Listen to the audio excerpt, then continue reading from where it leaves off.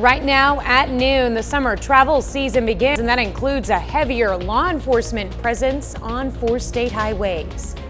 And if you're traveling west into Oklahoma and western Kansas, you're going to run into some rain. What about our forecast for the holiday weekend? I'll have that.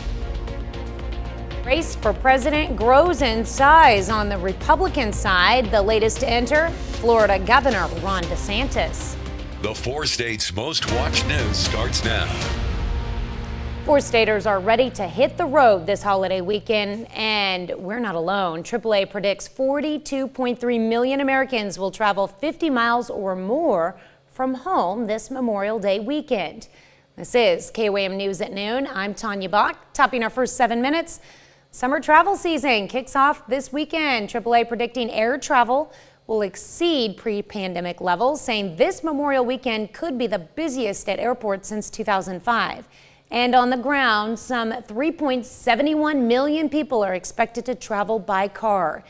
You can expect busy highways this weekend, and according to Corporal Sam Carpenter with the Missouri State Highway Patrol, a heavier presence of law enforcement as well.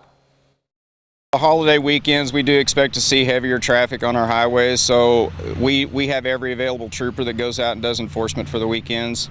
So you should see a lot of state troopers, a lot of law enforcement in general on our roadways, just out there trying to make sure everybody's staying within the law and being safe, having the best weekend they can. At Joplin's 44 Petro Truck Plaza, the price of a gallon of unleaded gasoline is $3.17 today, and it may seem high. AAA says the national average is still about 50 cents lower than last year at this time. Memorial Day weekend is almost here, and so is vacation inflation. Chris Van Cleve spoke to holiday weekend travelers about the high cost of getting away. He's on the road in Chicago. Kelsey Elizondo and Isaiah Wright hoped their pre-Memorial Day vacation would be a money saver, but heading home to Salt Lake from Atlanta, they're feeling the pinch of vacation inflation. It's outrageous how expensive it is to fly now. It's crazy. We've traveled a lot prior to kids, and we felt like we could go anywhere, even on a budget. But with their 1-year-old and 4-year-old in tow, the costs added up fast. How much more did you spend, do you think? I'd say almost double. Yeah, I'd say probably another $2,000 more than we thought. In April, airfare jumped 2.7% from March. While it's down slightly from last summer, it's nearly 10% higher than it was before the pandemic. Hotels are up 3.5% from last year and up 15% from 2019. Car rentals will likely be cheaper this summer, down 11% from last year, but remain 51% higher than 4 years ago. Vacation inflation is huge this summer. We're seeing high demand in travel, and with that, we're seeing high prices. Sally French tracks vacation inflation for NerdWallet. So people should expect to pay more for their travel than they have in even the past couple years.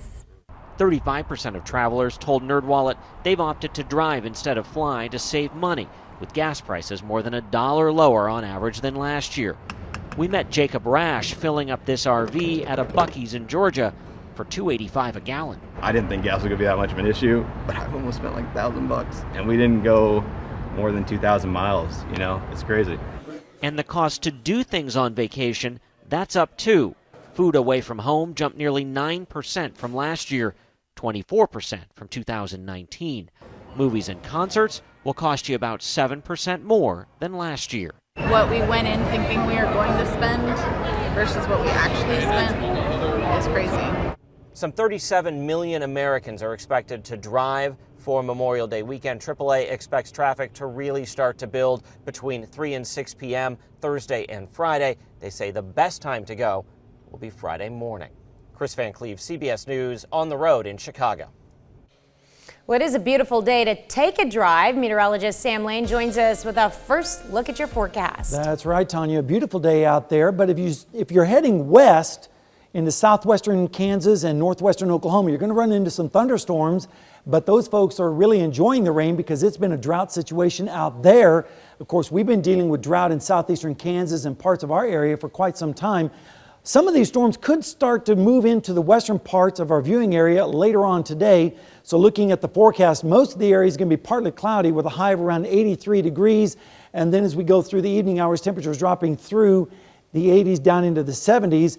And looking down the lane, we're going to have some isolated thunderstorms, mainly in the western portions of our viewing area. A fantastic Friday, followed by a super Saturday and Sunday. But then as we move into Memorial Day, we have to talk about the chance of thunderstorms in our forecast. And of course, I'll detail all that for you coming up in just a little bit. Tanya? All right, thanks, Sam. In Nation Watch, the U.S. is now 1 week away from potentially running out of money to pay its bills if a deal is not reached on the debt ceiling. Speaker Kevin McCarthy feels like progress is being made, but there's still no deal, and the House is getting ready to recess later today. Right now, the main difference is spending. The Speaker wants significant cuts in exchange for lifting the debt limit. White House is willing to freeze current spending levels, but worries deep cuts could hurt social programs. Florida Governor Ron DeSantis made the announcement last night that many had been expecting for months. He's running for president, hoping to win the Republican nomination, take on President Biden in the general election. Natalie Brand has the story from Washington, D.C. With his presidential campaign now officially underway, Florida Governor Ron DeSantis heads to key early states Iowa, New Hampshire, and South Carolina next week. I'm Ron DeSantis, and I'm running for president to lead our great American comeback. The Republican candidate posted a campaign launch video last night, but a much publicized online event with Twitter CEO Elon Musk was plagued with technical problems.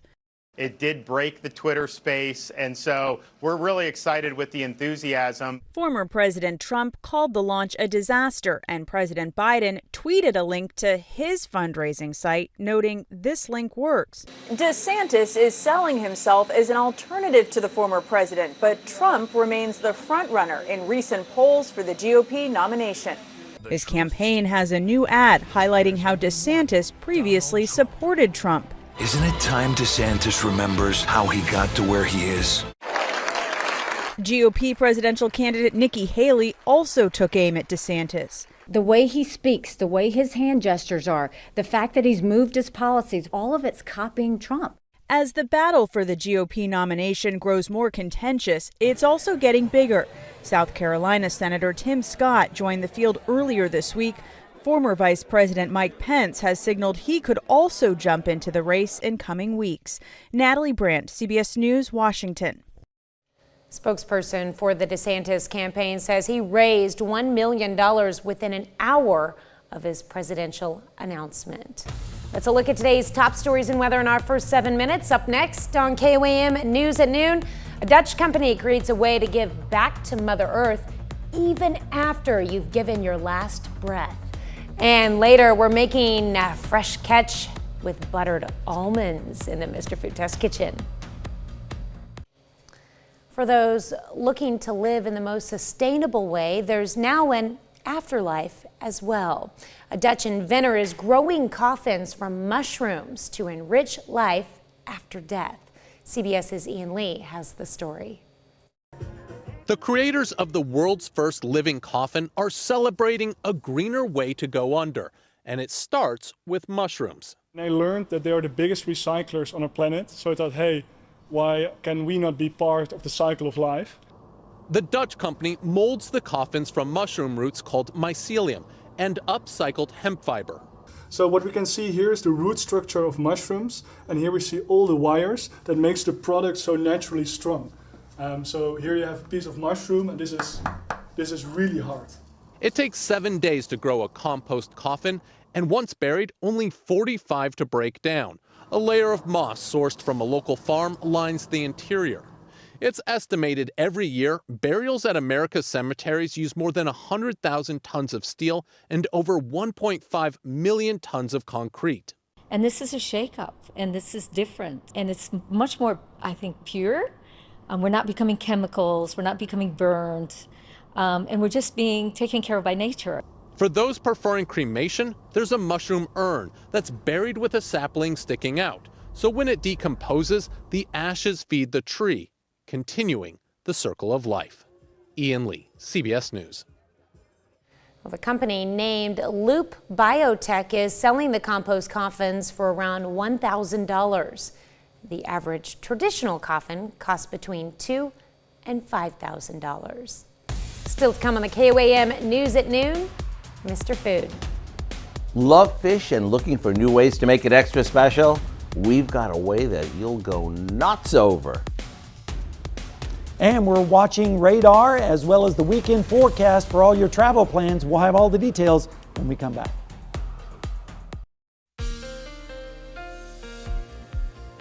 Well, it's going to be another warm day across the 4 states with isolated thunderstorms, mainly in the western sections of our viewing area. Let's take a look outside this morning, though, at Indigo Sky Casino and Resort. We started off with some dense fog in some areas, but then as the morning wore on, that lifted, and now we're left with mostly fair skies, just a few high, thin cirrus clouds, and also some cumulus starting to develop as the afternoon progresses.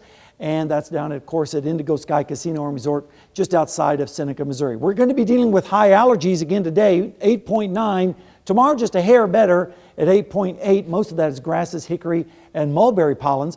Radar and satellite shows a big storm system off towards the west, and we're getting some of the clouds from that, but the precipitation is really not going to reach us. Maybe 1 or 2 storms might sneak into the western portions of our viewing area, but we're not really expecting a widespread area of rain today. Temperatures right now are pretty close to 80 degrees, 82 in Stockton, 81 in Nevada, 80 down in Welch, 79 though over in Nowata as well as Sedan under a little bit more thicker cloud cover. Right now we're expecting temperatures to rise into the lower 80s this afternoon, topping out at about 83 degrees and then dropping down through the upper 70s by this evening, so a pretty pleasant evening. Not really expecting a lot of severe weather in our area, but out towards the west they might see some severe storms in northeastern New Mexico, northwest Texas, and a sliver of the Oklahoma Panhandle. And then tomorrow, that's going to expand a little bit further to the north with another round of severe weather in eastern New Mexico and also up around Devil's Tower up in northeastern parts of Wyoming. Nothing really severe expected here. In fact, rain chances are going to be pretty low for today into most of tomorrow. Again, the best chance of storms are going to be out towards the west, and you can see that on our forecast. You can see temperatures in the low 80s out there with maybe a shower or 2. Over to the east, though, not so much. We're going to see pretty much dry conditions for most of the area. Then as we go into tonight, lows will be dropping down into the 50s and 60s with easterly winds. Then tomorrow, a carbon copy of today really, a less chance of showers out to the west with highs in the upper 70s to around 80 degrees.